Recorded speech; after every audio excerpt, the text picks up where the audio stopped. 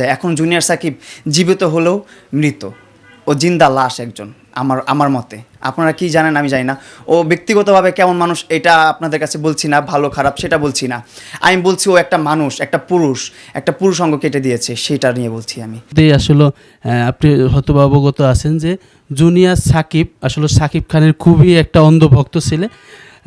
ওর আসলে গোপন অঙ্গই বলবো কেটে দিয়েছে, আসলে আলাদা করে ফেলছে। আসলে এটা আপনি দেখেছেন ইতিমধ্যে, এটা আপনার কাছে মানে ব্যক্তিগতভাবে এটা কেমন লাগলো এটা তো মানে বহিঃপ্রকাশ করা যাওয়ার মতো জিনিস নাই। এটা যখন আমি চিন্তা ভাবনা করি বা এই নিউজটা যখন সামনে আসে তখন আমার গা শিউরে ওঠে, এই পশম দাঁড়িয়ে যায়। দেখেন এখন কিন্তু পশম দাঁড়িয়ে গেছে আমার, কারণ এটা কিভাবে সম্ভব? এতটা মানুষ এতটা পৈশাচিক কীভাবে হতে পারে?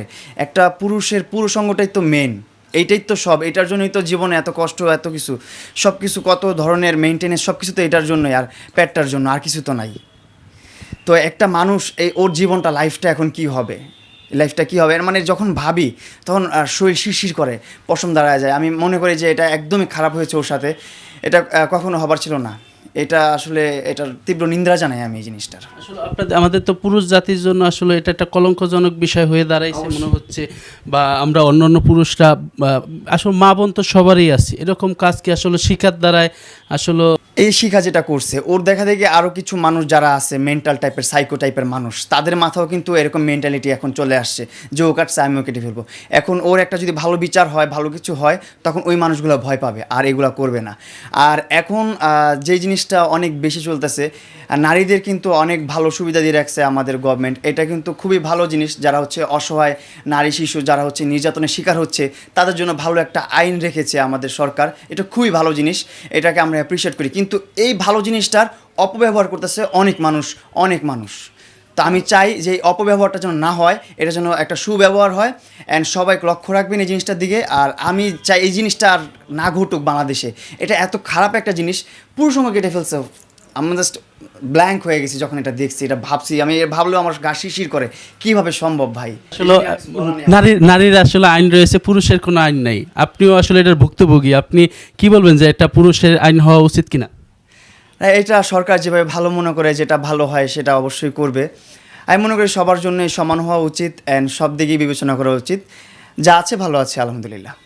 আপুদের উদ্দেশ্যে কি বলবো? আপুরা আপনারা তো অনেক মা জাতি, বউ জাতি, বোন জাতি, আপনারা অনেক মহৎ মানুষ। যেমন আমি, আমার মাই হচ্ছে আমার জ্বলন্ত প্রমাণ।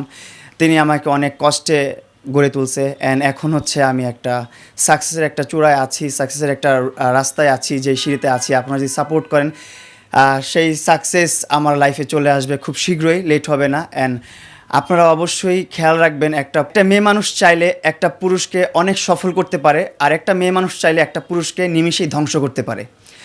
সো আমি আমার আপুরা যারা আছেন, আন্টিরা যারা আছেন, সবার কাছে রিকোয়েস্ট করব, এরকম কাজ কখনো করবেন না। আপনার রাগের মাথায় এমন কিছু করবেন না যাতে একটা মানুষের লাইফ ধ্বংস হয়ে যায়। এখন জুনিয়র সাকিব জীবিত হলেও মৃত। ও জিন্দা লাশ একজন। আমার মতে। আপনারা কি জানেন আমি জানি না। ও ব্যক্তিগতভাবে কেমন মানুষ এটা আপনাদের কাছে বলছি না, ভালো খারাপ সেটা বলছি না। আমি বলছি ও একটা মানুষ, একটা পুরুষ অঙ্গ কেটে দিয়েছে সেটা নিয়ে বলছি আমি। সো এই ঘটনাটা ভাইয়া আপনাদের সাথেও হতে পারে। সো আপনারাও বি কেয়ারফুল।